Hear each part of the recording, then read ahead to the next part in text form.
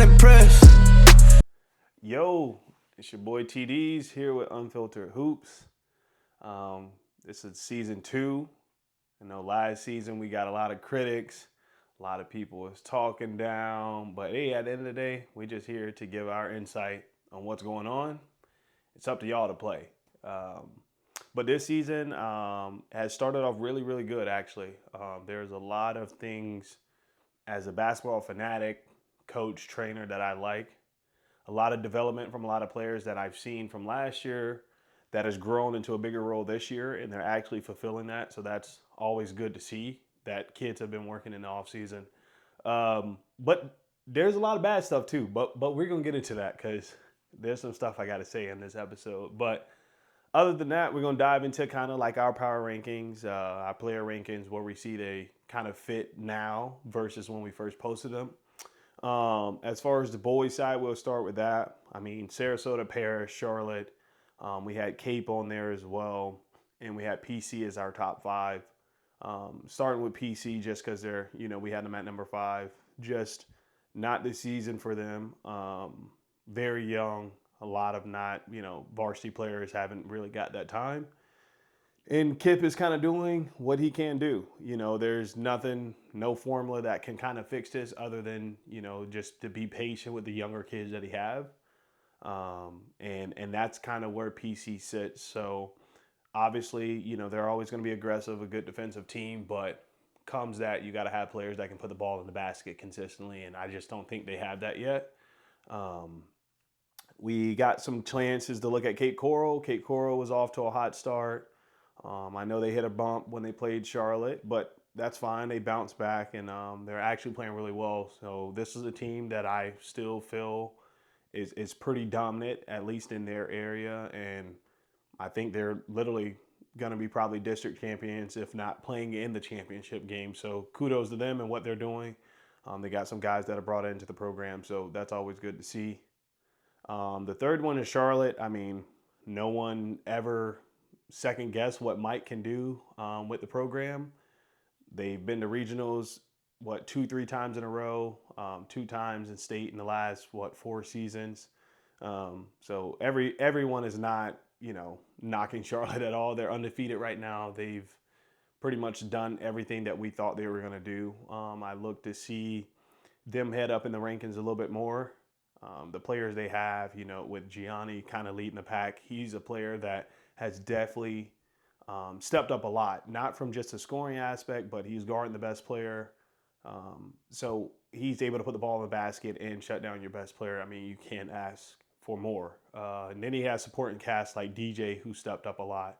You got Marcus Nestor that just came over. He's added another fuel to the fire for the Tarpons. Isaiah is probably one of the best point guards in the area right now. He's a great two-way player as well. And they just got a whole supporting cast. They got a big guy, Obi. He's handling everything down low. And then, they're really their hype man, Ahmad, has stepped up a lot. This is a guy that didn't have the biggest role last year, but I feel like his role of impacting his players and just bringing energy to the game is definitely impactful, and it's helping out a lot. So that's kind of what I see from Charlotte right now. Obviously, see them in the district championship against Parrish as we're rolling to them. Parrish is off to a hot start, as we expected, with the team that they have right now. When you got the Roberts brothers, you got Tristan Pash, which we didn't put in the top 15, and he's proved that he's one of the top players in this area. So we are definitely going to update that and recognize him because he's definitely put the work in. But what Dre has done, he's building a program over there. He's building a culture. I grew up with Dre. Dre's always been that guy, that competitive guy. So that's what I expected out of the program, and they are definitely exceeding that. And then we have Sarasota. Again, another team that we knew was going to start off to a hot start. They are undefeated. Everything we thought they would do, they are doing. BJ Ivy's leading them great. Johnny, there's not too much you can say about his game. He's proven it day in and day out that he can put the ball in the basket, and it's going to be very tough for anyone to guard him and say they quote unquote shut him down. You got David now. I think Johnny's little brother's in the mix now. You got Sam, who transferred from Mooney. So all of these players are all coming together, and they're definitely putting on a show. I definitely see them obviously winning districts and going into regionals. Um, it's some heavy hitters in 7A basketball. I always think that's the hardest district to play in the state of Florida. And Sarasota's kind of proved that they can get over that hump. So I expect them to do that as well. So enough of the boys. We'll jump over to the girls. Carter Mooney right now. The record shows they are struggling. Obviously, they don't have the team they had last year with two Power Four, Power Five girls on the team. But they do have the supporting cast to, one, probably run through every team locally, in the area, as which I mean, no one should ever second guess that. I think they'll do that day in and day out. Obviously, their schedule is a lot harder than the normal local team, and they're starting to feel it. Like, they're starting to see like what it's like to play against other girls that are Power Three, Power Four girls. So they're gonna go through a couple of obstacles, but kind of what Swader and Sawyer is trying to put together over there, and kind of get that culture up, and they're still staring at their standard. I think they'll be fine. Obviously, they're going to win the districts and go on their regional run, and I still have them, winning states at least within their district. If they were in another district, maybe it could be a little more challenging. But for where they are right now, and what I've seen so far, the girls can still play at a high level, and they listen, they execute everything. So kudos to Mooney. Um, the second team we had on there is Booker. Um, Still a good, solid team. Defensively, Booker's going to get into you, 94 feet. They're going to play really aggressive. They want to play fast, and that's kind of what Coach Ty's been teaching. To be aggressive. He's always been that coach that wants to be gritty, and it shows. They're always the aggressor. They're the bullies. They try not to get bullied, and it's working out for them. I got a chance to see them play against Northport, and there was a battle back and forth, and Booker pulled out at the last minute. But good things from Booker. Yvette Brown, again, I'm pretty sure we had her on our top 15. She's proven, as a senior who's been through the program, she's doing what she's supposed to do by leading her team. Kennedy Guy, she's another girl that's just been a sharpshooter for them and always in the right place at the right time. And there's another girl that I don't know her name, but she's definitely putting on a show as well. Another guard, I think she's number 3. She's putting on the show, so kudos to her. Don't know if we have her in the top 15, but once I get her name and information, she'll definitely be out there, because this is someone that someone should be watching. She can flat out play. Number 3, we had Northport. And Northport is really the talk of this episode, because, with what Curtis has done this year in comparison to all the other seasons is remarkable. Obviously, he's went through all of his struggles that he really could. Anything you threw at Curtis, it happened. There was nothing he could really do. He did with what he had as far as a program, but obviously this year, you get the Bills sisters to come over, and they're playing at a high level. And then now he has supporting cast, Riley Richards. She's playing a big role now going into her junior year. And this is just a team that honestly I can see in the district championship, and potentially going on a regional run, for the first time in I don't know how many years. It's been since like a Northport girls program has went on a run like that. Probably since I've been in high school, to be honest. So kudos to Curtis. Hats off to his coaching staff, and most importantly, his players for buying in. And so good luck to them. I think the 4th team we had, what was the 4th team? I think we had, was it Port Charlotte? Might have been Port Charlotte. I think it's Port Charlotte girls. Right now, Port Charlotte it's one of those seasons, for both boys and girls. I think they're just very small. A lot of players not really experiencing the varsity minutes right away. And that has kind of been the talk of the tell. You got seniority of some of these programs that have been through the varsity level. They know the tempo, they know the pace, they know the physicality. And when you stick some of these people that haven't been in there, it starts to weigh in on them. And I think that's what Mike is going through now is just the players are a lot younger, not really have played varsity minutes like that, which it takes a toll on you when you haven't really, played 28 plus minutes and things in that nature. So, I can consider this kind of a rebuilding year for the Port Charlotte girls, and Mike is going to do whatever he can to kind of ramp that back up. But so far, that's what I've seen out of them, and hopefully they can get over the hump. So we'll see from that. And I think the last one we had was Charlotte. Charlotte girls started off, you know, up and down with Coach Anthony. Again, this is a team that has some experience, but a lot of these players that are playing are really like freshmen.